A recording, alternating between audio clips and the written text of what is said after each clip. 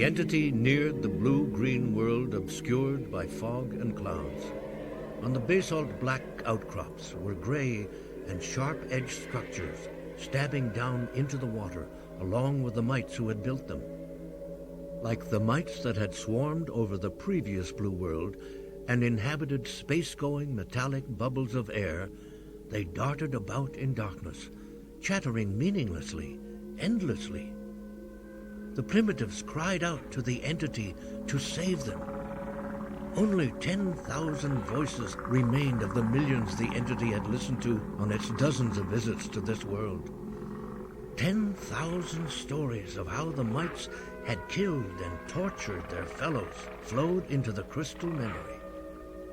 The entity asked why the mites had done it, and the 10,000 voices were silent in pain and bewilderment. The Creator's instructions were clear. The mites shall do it no more. The entity destroyed them, their structures, and those in the metallic bubbles of air darting through nearby space. Following the destruction, the entity reviewed not only the mites and their actions, but its own actions. As a result of the instructions its creator had given it, it had moved to obliterate the mites that had been in the process of destroying the primitives on the blue-green world. But then the mites, in a space-going metallic bubble, had lashed out with their weapons, and the entity had immediately struck back, breaking the mites and their bubble into their component atoms. The creators had not given the entity the ability to react without endless calculations, yet the reaction to destroy the space-going mites had been beyond the entity's conscious control. It only knew that 193 millennia after its creation, it had encountered a cluster of space-going mites in sharp-edged cubical bubbles who must have destroyed certain crystalline paths. For a period, its memory did not exist. And when it began again, there was evidence of massive structural damage that had already been repaired.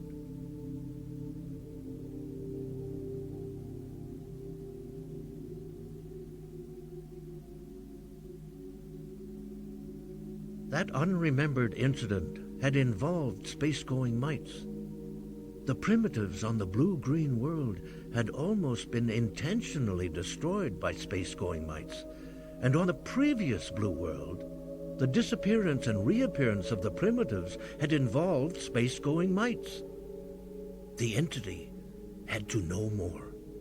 It would return to the blue world.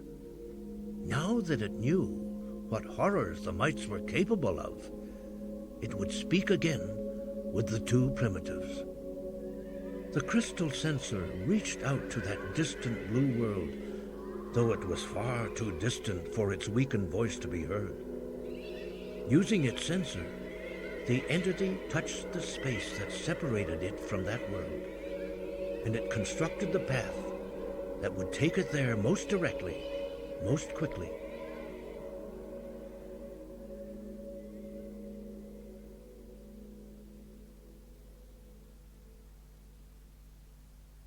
Captain's Log, Stardate 8492.5. Admiral Cartwright has passed on yet another of the mysterious messages from the Empire.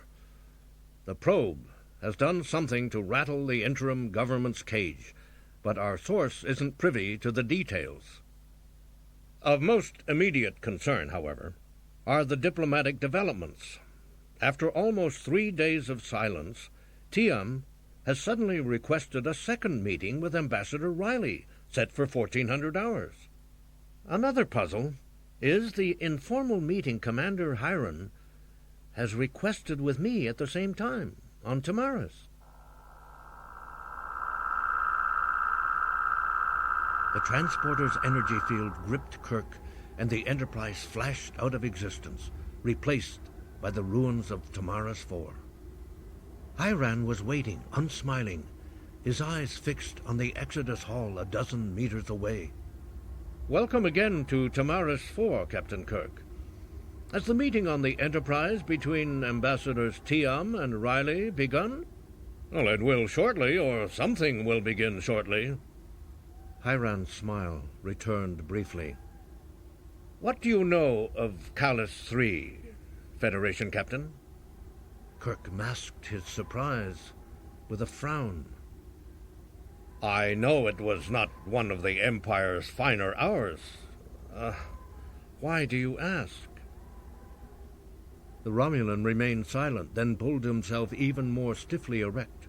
This entire conference may be nothing more than a sham. I assume that you were aware of your Dr. Benar's experience on Callus 3. But were you also aware that the one who must work closest with Dr. Benar is the brother of the one who was in command on Callus 3? Yes, Dejan, brother to Delar. But I learned of it only 2 days ago, from Dr. Benar and Dejan. How did you learn of it, Commander Hiran? An anonymous communication from someone with access to a Romulan communicator. If their selection was an attempt to sabotage this conference, there will almost certainly be other attempts. We'll know soon enough. In the meantime, Commander, do you have any thoughts as to what other arrows these would-be saboteurs might have in their quivers? Hiran frowned thoughtfully. Tiam, of course. I suspect he is a dupe, not a conspirator. My guess is that he was picked primarily because of his marriage to Dejan's sister. Is there any way you could learn who recommended Tiam for the job of ambassador? Perhaps, but not without calls to the Citadel that would doubtless raise suspicions. Then don't make them. Kirk didn't want to lose the one Romulan in authority that could be trusted. Commander Hiran reached for his communicator. For now, Federation Captain, before the sabotage is complete, perhaps I can deliver the tour of the Galtige that I promised. From the same vantage point they had used to watch Dejan and the human archaeologist, the two Romulans had been watching Hiran talking to the human captain. The older Romulan was again in his sub-centurion uniform, but the younger was still dressed in civilian clothes. The younger one fingered a phaser rifle, checking its setting a final time. The Federation would not be convinced that their legendary Captain Kirk would have murdered a Romulan in cold blood, but it wouldn't matter. He would not be alive to deny it. As the one in the sub-centurion uniform realized that Hiran had raised his communicator, presumably to beam back to the Galtige, the younger one in civilian clothes lifted the phaser rifle to his shoulder and aimed.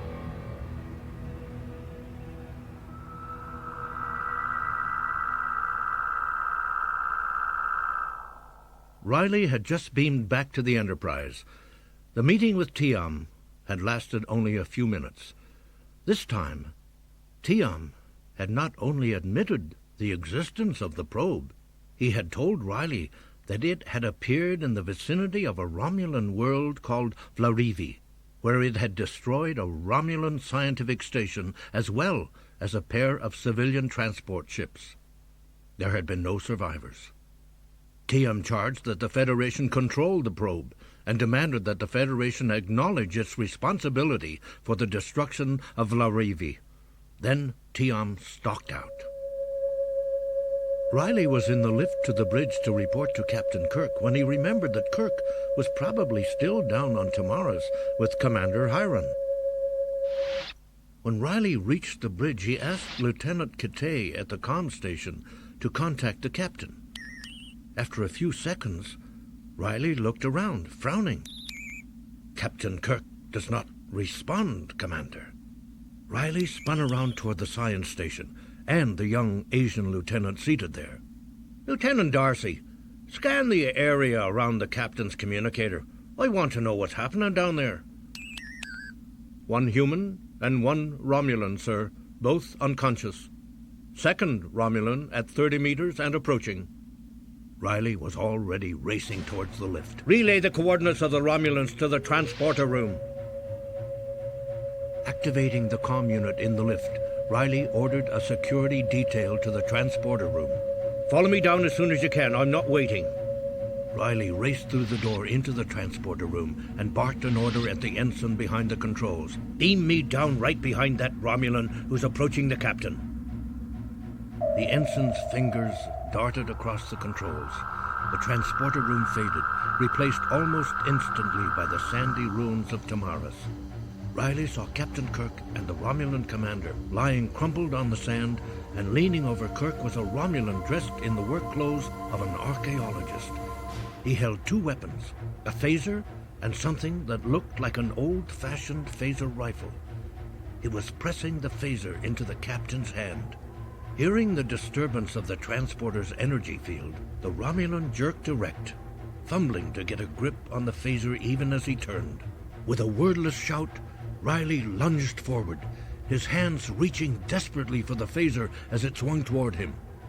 One of Tiam's aides flashed through his mind, but then the phaser was flashing, and his arm and shoulder and half his face became a mass of searing pain. Then there was nothing.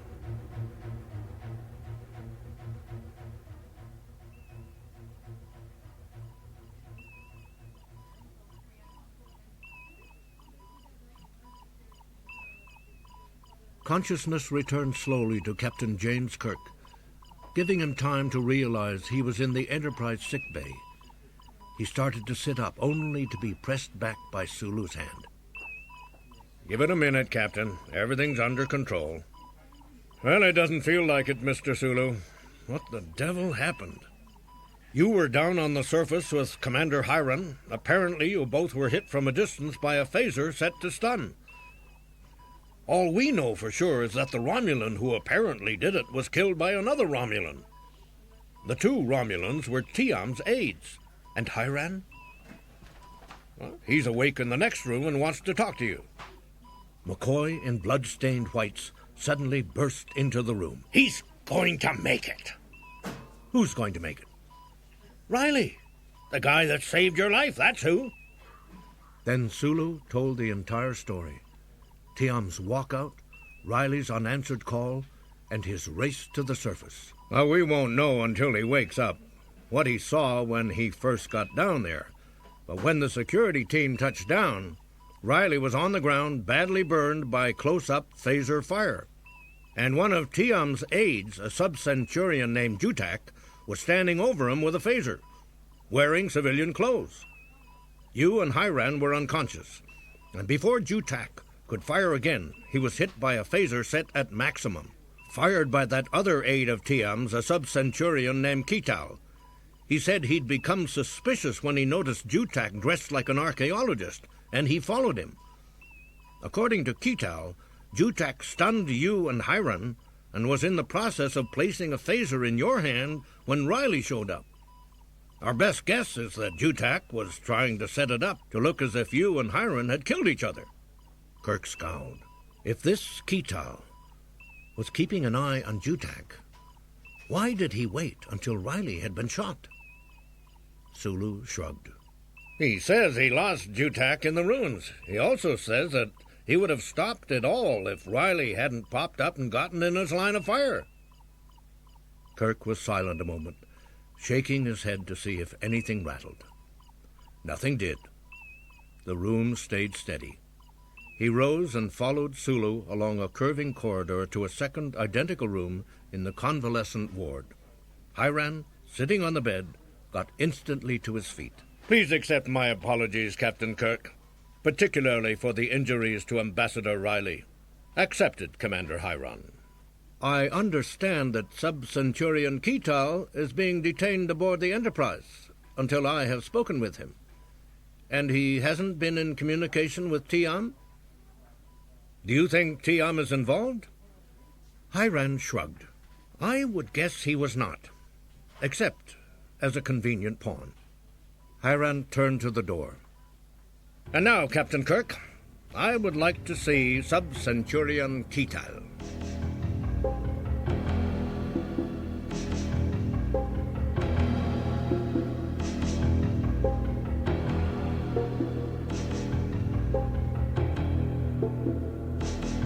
Dejan's heart was pounding, his mouth dry. He and Dr. Bernard and Federation Commander Sulu had been only a few hundred meters from the Exodus Hall when Sulu heard the first phaser. Now it was almost certainly the end of the dig, of the peace conference. He knew he must approach Dr. Bernard as his only hope.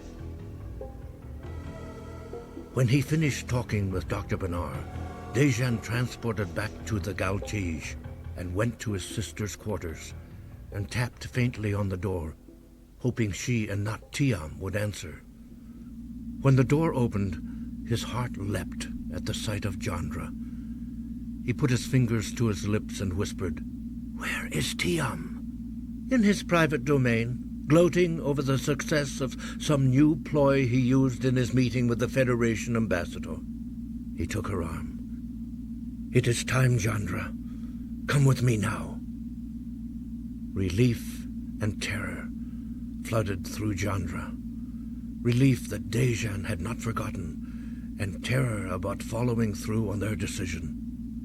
"Oh, brother, I must get—" "You must get nothing," he cut her off. "It would arouse suspicion when we transport to the surface. Now come." For an instant, she resisted. The thought of a world without even the simplest of her possessions was almost overwhelming. But it would be a world without Tiam, without a praetor. A world with music. With a last look at the door behind which Tiam probably still gloated, she let herself be propelled from the room and down the corridor.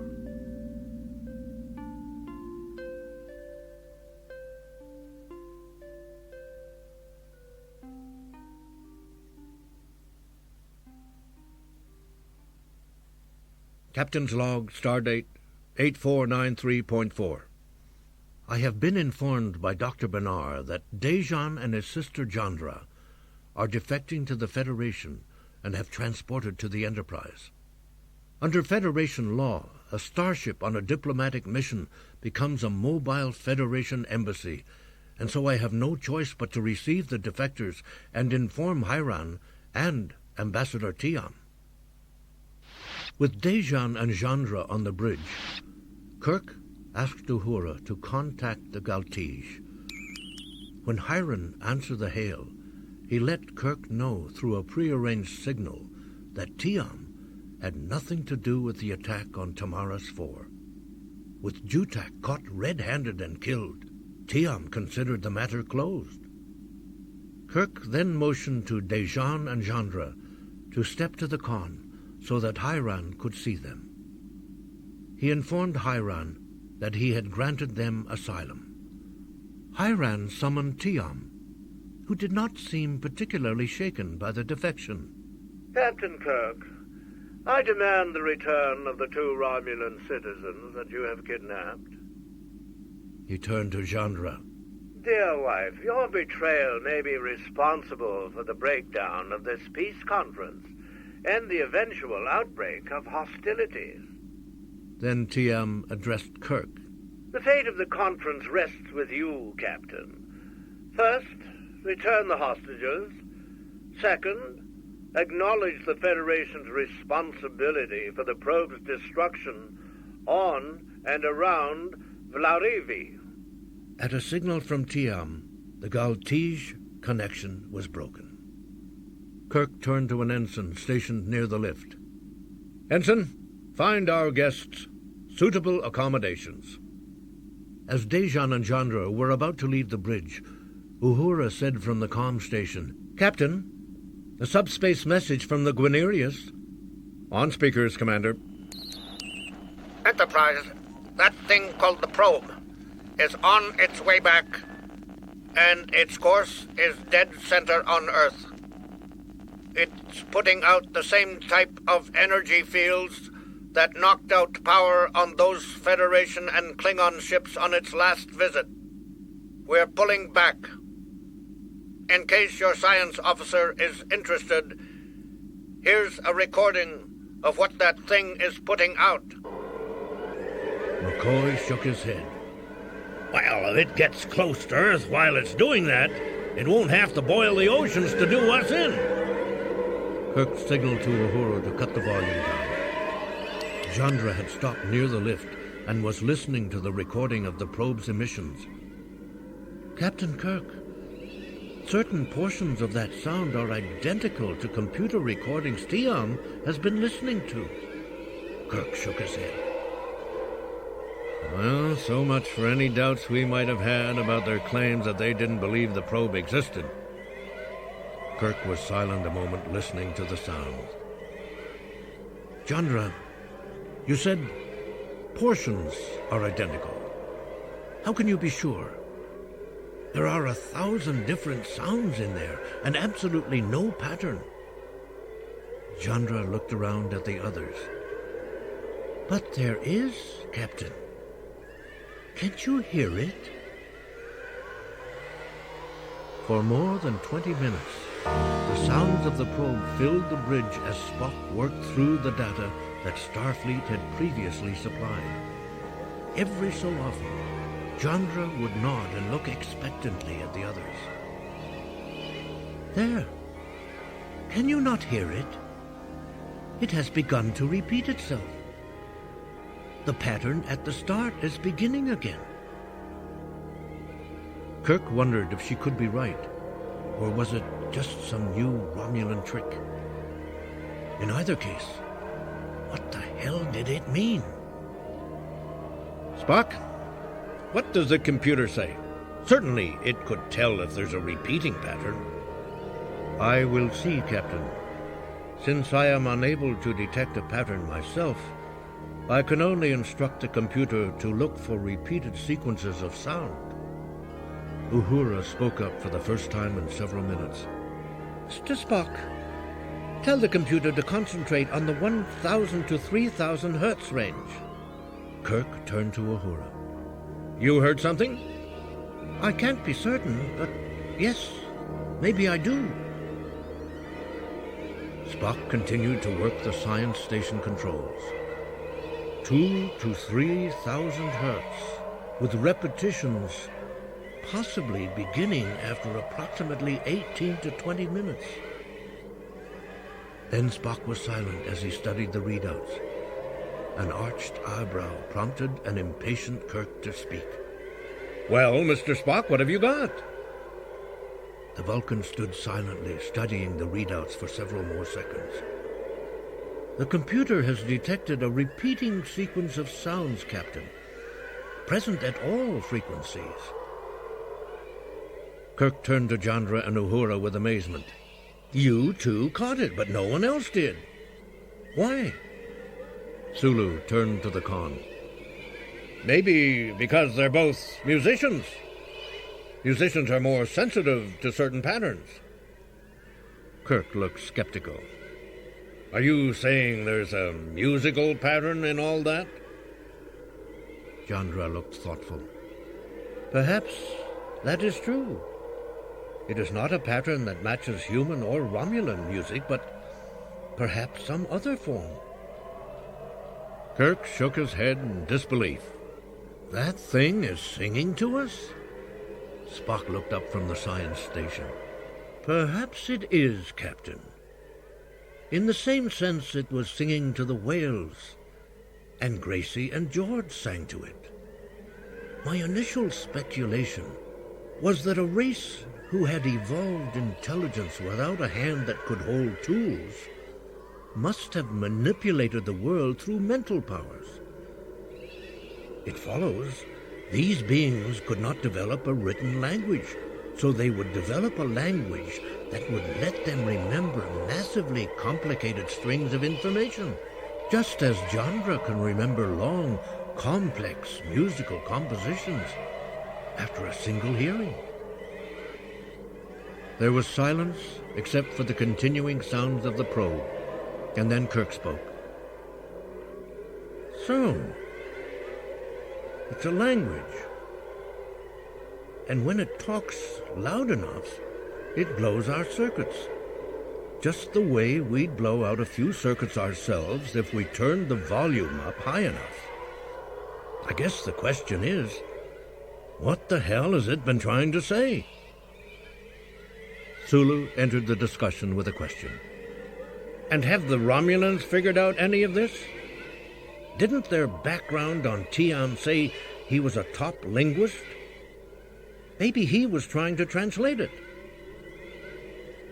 Spock gave a curt nod in agreement.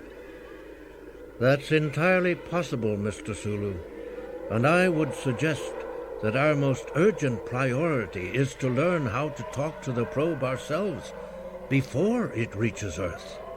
Aye, Mr. Spock. And before it does to Earth whatever it did to Valrivi.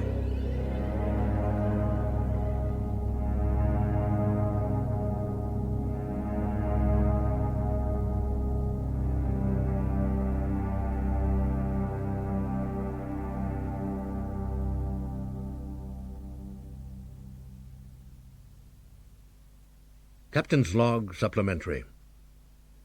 I hailed the Galtige and warned of the probe's approach, but Tiam interpreted that as a threat and demanded that the Federation call off its monster. When I asked if there had been any sea life of moderate intelligence on Valrivi, Tiam's look of surprise gave me all the confirmation I needed. I then confronted him with the information his wife Jandra had given me, that Tiam had been listening to the recordings of the probe, but he denied it. He then cut communications with us. Meanwhile, Spock is working along with Jandra, Uhura, and the other musicians on decoding the probe's transmissions. All the patterns, however, are not enough for the computer and its universal translator program to produce any kind of translation. In any event, barring a miracle, the best we will be able to do by the time the probe arrives in the vicinity of Tamaris is to use Spock's modified tractor beam to, in effect, send the probe's own words back to it. Dr. McCoy is worried about Ambassador Riley because he has suddenly fallen into a coma. It is our hope that he will awaken soon.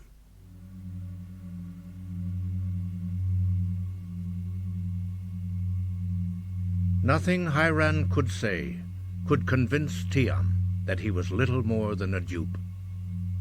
They could have found any number of paranoid would-be diplomats in the capital without bringing you in from the provinces.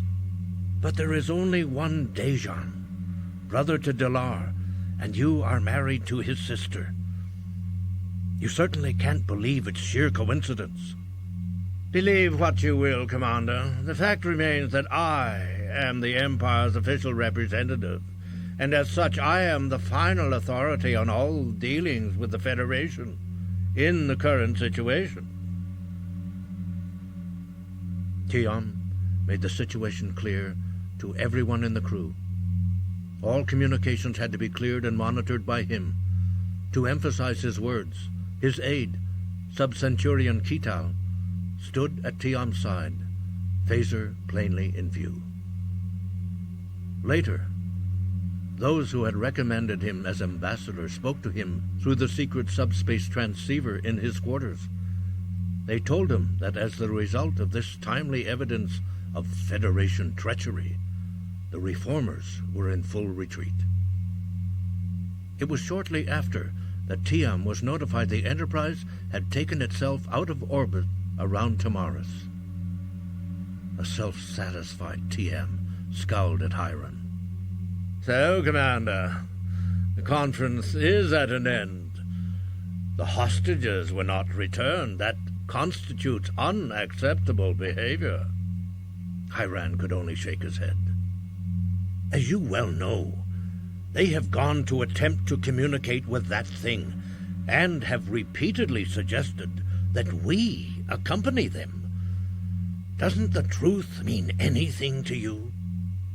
Tiam ignored Hyran's remark. I prefer that we observe from a distance, considering what that thing did to an unarmed cargo ship millions of kilometers distant. I would not care to get within range, whether it's under the control of the Federation or not.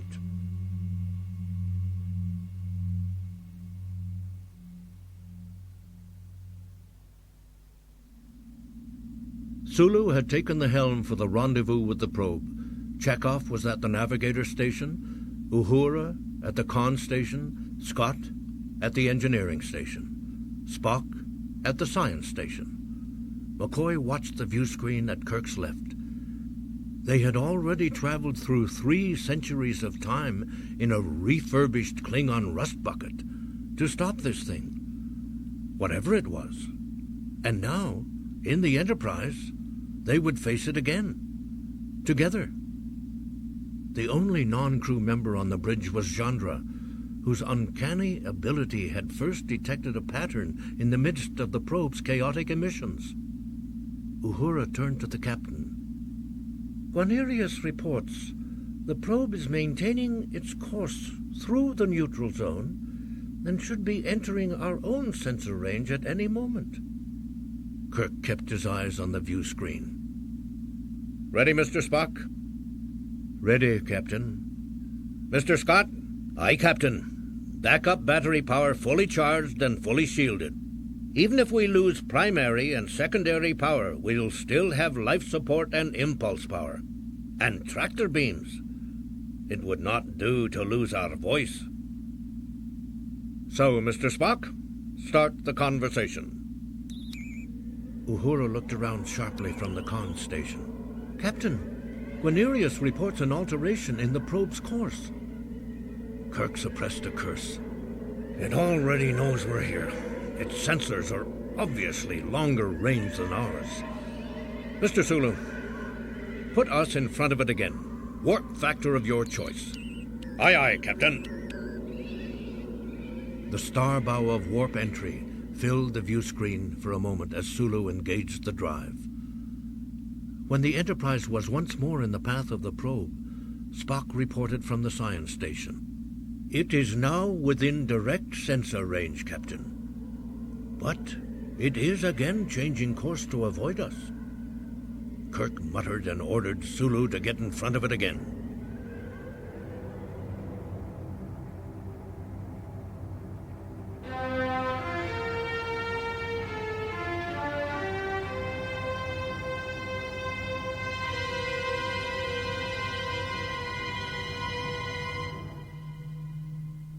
Once again, the entity altered its path to avoid the object, but this time altered its path to such a degree that the object could not intercept it. Suddenly, the crystal sensor touched the still distant object, and billions of crystal pathways that had lain dormant for hundreds of millennia sprang to life in recognition, silencing the entity's voice. The true language, the calculation said. The mites are speaking in the true language.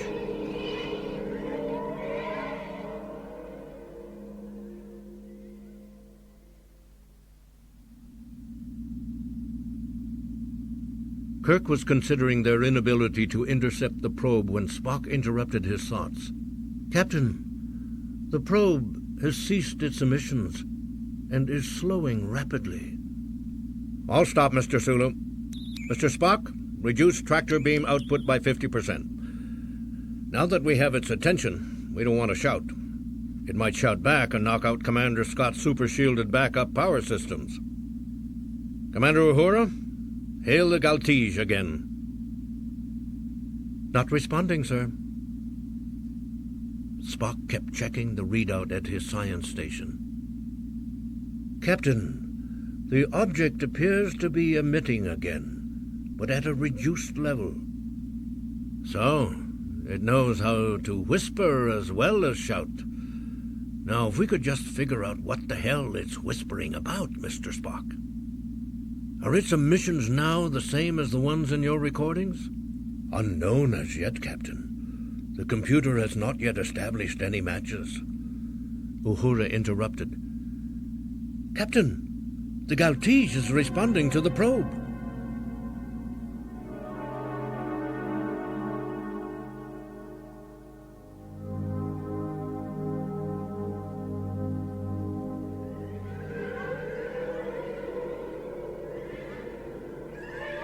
The paradox emerged into the crystalline paths within milliseconds. The mites were speaking in the true language, but the mites did not possess the power of true speech. The mite's speech was a crude imitation, where true speech would have reached out to the crystal sensor. The imitation did not. The crystal sensor had to reach out and retrieve the vibrations of the true language. Yet its creator's instructions had been clear. Return with the news the moment the existence of others capable of speaking the true language is confirmed. But then the content of what the mites were speaking became clear to the entity. It was the same message the entity itself had spoken to every passing world. A greeting and a history and an invitation. And now the reply had come. But it was not true speech. It was mimicking the true language. The paradox was beyond its power to resolve. So there was only one course of action open: return to its creators and lay the paradox before them. The entity reached out and drew the metallic bubbles to itself. Engineer's log, stardate 8494.6. The Enterprise and the Galtige are now being held in some kind of field by the probe and dragged along at more than warp 12. Even at that speed, the Enterprise is proving equal to the stress. We appear to be moving toward an unexplored quadrant of the Orion Arm. The captain has tried to reach Starfleet, but communications outside the probe's field appear to be blocked. Of course, it's a relief to know that the thing is not heading straight for Earth. Mr. Spock has been analyzing the probe and finds it has a crystalline core that is identical in structure to the crystal found in the Exodus Hall on Tamaris 4. But it's too far a jump to say that the probe may have been built by the Eurasians. I myself am interested in what kind of power makes that behemoth fly so fast, and the captain has asked me to work on that puzzle with Mr. Spock.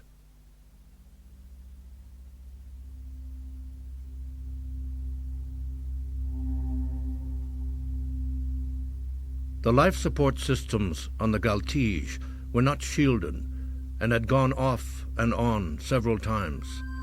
Tiam had passed out several times, struggling to breathe.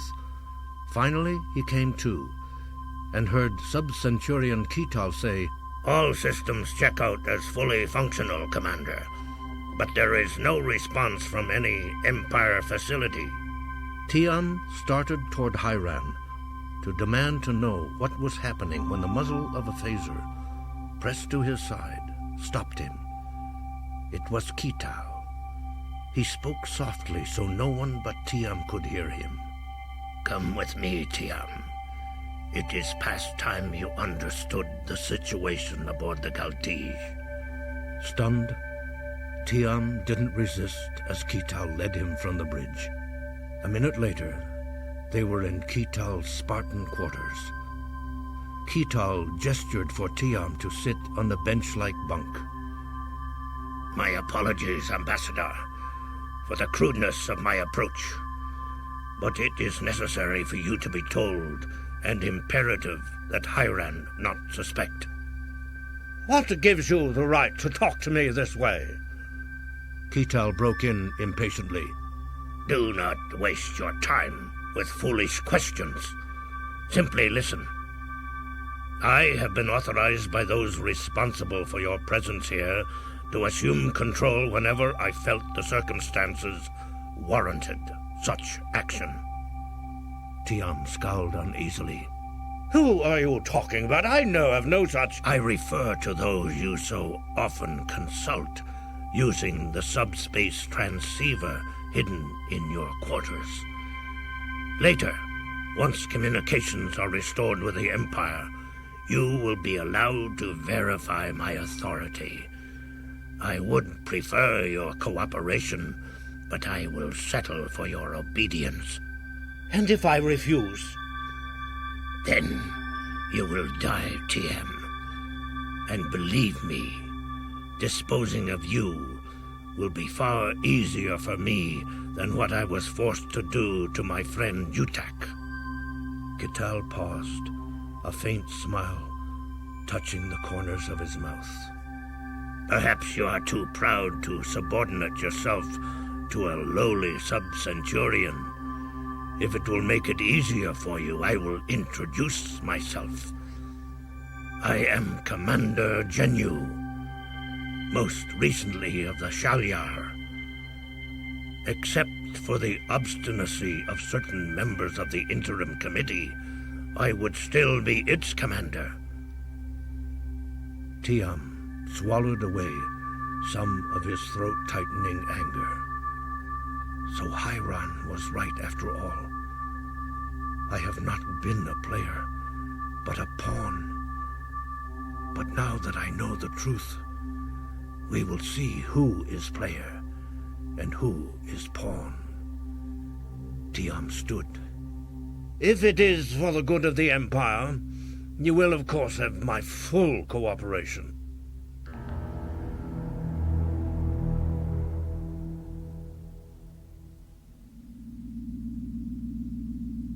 Kirk watched as a scowling Commander Hiron filled the Enterprise view screen. Commander Hiron, it's good to hear from you. A flicker of a smile momentarily softened the edges of the scowl. It's good to be allowed to contact you. I thank you for the information that you have been sending regarding your activities.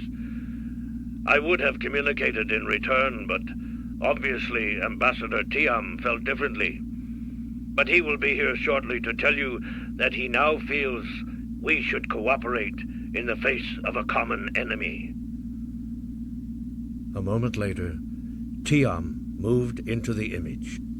Captain Kirk, in view of the external threat we both face, I would urge a complete pooling of our resources and information. Toward that end, I am prepared to acknowledge I have in my possession a recording of the alien object's emissions made during its earlier pass through the Empire. I am also prepared to acknowledge that my wife Chandra and her brother Dejan were not kidnapped, but transported to the Enterprise of their own free will. Kirk's eyes widened slightly at this evidence of a reformed Tiam, who continued. Captain Kirk, I will transmit the recording of the object's emissions for your use. I will also, if you so desire, suggest to our musicians that they join yours in this effort to communicate with that thing out there. Kirk turned questioningly to Spock, who nodded in agreement. We accept your offer, Ambassador Tiam.